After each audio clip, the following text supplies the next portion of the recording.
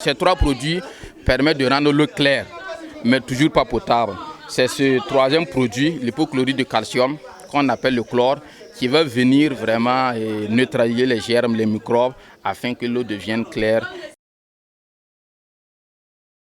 Il s'agit là du Forum national de l'eau et de l'assainissement. Et comme vous le savez, lorsqu'on parle d'eau et d'assainissement au Burkina, les gens voient en première ligne l'ONEA, c'est-à-dire l'Office national de l'eau et de l'assainissement. Alors, le département qualité eau de l'ONEA, qui s'occupe non seulement du traitement de l'eau, mais aussi du contrôle qualité de cette eau-là, est là pour non seulement présenter le processus de traitement de l'eau, mais aussi les différents produits chimiques qui interviennent sur la chaîne de traitement, mais aussi faire des essais de traitement afin que les visiteurs puissent voir toutes les étapes de production de l'eau potable. L'ONEA utilise deux types d'eau. Les eaux souterraines qui sont les eaux de forage. Là-bas, le traitement est assez simple. Il suffit tout simplement de désinfecter, c'est-à-dire de neutraliser les germes, les bactéries et autres micro-organismes qui peuvent se trouver dans l'eau avec un produit qu'on appelle l'hypochlorite de calcium. Alors, on a beaucoup de centres qui utilisent ces types d'eau. Mais les grandes villes, telles que Ouagadougou, Koudougou, Boromo, utilisent des eaux de surface, les eaux de barrage et des eaux de fleuve. Et comme vous le savez, ce sont des eaux brutes qui ne sont pas potables, qui sont chargées par pas mal d'éléments, qui sont troubles, qui contiennent des micro-organismes. Alors donc, pour le traitement, nous utilisons des produits chimiques dont certains ont la capacité de rendre l'eau claire.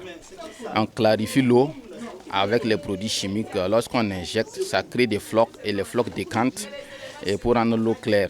Et après la décantation, on passe à la filtration et les filtres là vont réduire davantage la turbidité de l'eau, c'est-à-dire le caractère trouble de l'eau. Et après cette filtration, l'eau devient claire mais toujours pas potable parce qu'elle peut contenir des micro-organismes.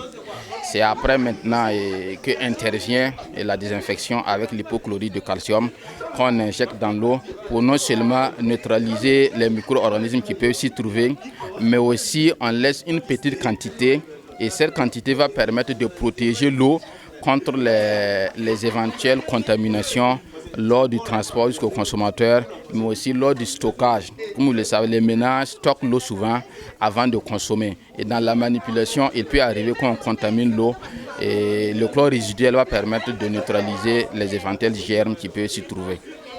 Donc voilà un peu comment nous faisons pour traiter l'eau. Donc ce sont des produits chimiques que nous utilisons, mais qui sont tous certifiés alimentaires. Et rassurez-vous, nos produits chimiques sont certifiés alimentaires selon la norme internationale NSF. Ce sont ces différents produits chimiques qui sont là.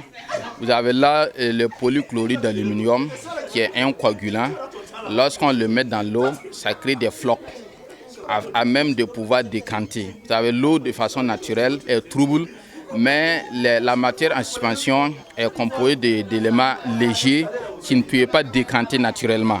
Donc le coagulant permet de rassembler cette matière en suspension-là en flocs à même de pouvoir décanter. Il y a aussi le sulfate d'alumine qui est aussi un coagulant. Ces deux produits jouent à peu près le même rôle. Mais on utilise l'un ou l'autre en fonction de la turbidité de l'eau, en fonction de la saison, pour optimiser nos traitements.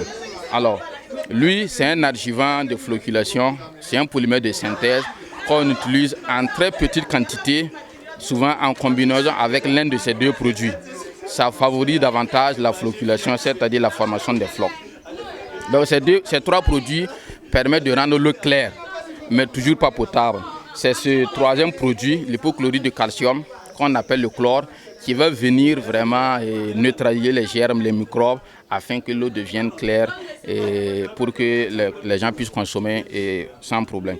Alors vous avez là un dernier produit qu'on utilise, le charbon actif, qui a la propriété d'absorber les odeurs, les goûts et aussi la couleur. Vous savez que lorsqu'il pleut, surtout les premières pluies entraînent avec elles pas mal de choses au niveau des barrages. Donc avec la décomposition de la matière organique, il peut y avoir des odeurs nauséabondes dans l'eau. Donc le charbon actif permet d'absorber ces odeurs-là. Là, vous avez un dispositif, ce que nous appelons flocculateur. Il nous permet de faire des essais de traitement au laboratoire avant d'appliquer au niveau de la station. Donc qu'est-ce qu'on fait?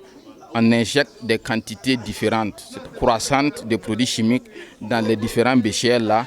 On agite. Lorsqu'on agite, les flocs vont se former. Si les flocs se forment, on laisse décanter. Et après décantation, on va mesurer la turbidité pour voir c'est quel bécher qui nous donne un résultat satisfaisant. Et on va prendre ça maintenant, aller appliquer à la station, ce que nous appelons le taux de traitement.